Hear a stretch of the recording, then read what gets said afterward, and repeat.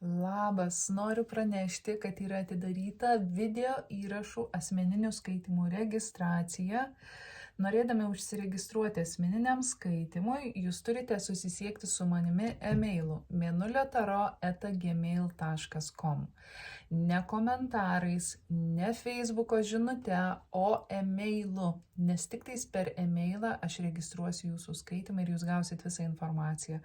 Užsiregistravę skaitymą jūs gausite per vasario mėnesį.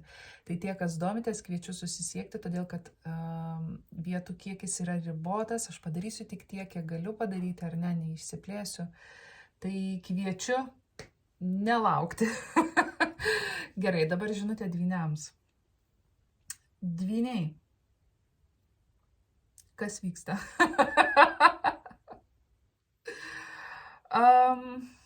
Ok, yra pora tokių linijų, kurios labai ryškiai išlenda. Tai yra susijęs su santykiais labai ryškiai ir yra susijęs su 3 šalių situacija. Gali būti, kad yra santykis, kurį jūs bandot ryšys, taip galbūt reikėtų pavadinti, nes santykio to kažkaip ir nelabai pavadinsi.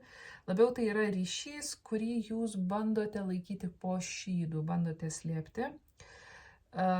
Tai bandote daryti, nes galbūt esate skyrybų procese arba nutraukinėjate kažkokį ilgalaikį ryšį, ar ne, ir galbūt yra kitas žmogus, kurio link jūs norėtumėt judėti, bet norisi padaryti tai teisingai, ar ne? Kai kurie iš jūsų galbūt jau įbridot į ryškę 3 šalių situaciją ir pergyvenat, kaip tai paveiks jūsų tolimesnius veiksmus, ar ne? Kad ir kaip tai bebūtų, patarimas jums yra imtis veiksmo. Kai kurie iš jūsų galbūt atidėliojat sprendimus. Kai kurie iš jūsų galbūt buvote santykiai, kurį ir taip jau norėjote užbaigti, ar ne, ir pasirodė kažkoks žmogus jūsų kelyje ir jūs tada pasakot savo, okei, aš turiu imtis pokyčių savo gyvenime, nes faktas, kad taip kaip yra, aš nenoriu, kad tai būtų, o toliau čia savęs nematau. Ir jūs bandot spręsti tą situaciją, bet tai nueina į kažkokius dar bandykim, dar padėliokim, ar ne, neskubėk išeiti.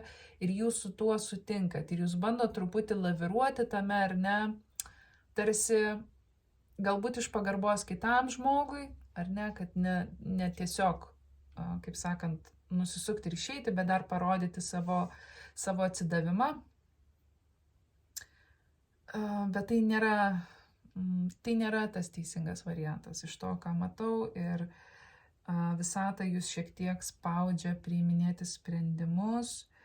Galbūt yra daugiau nei 3 žmonės, galbūt yra 4 žmonės, ar ne.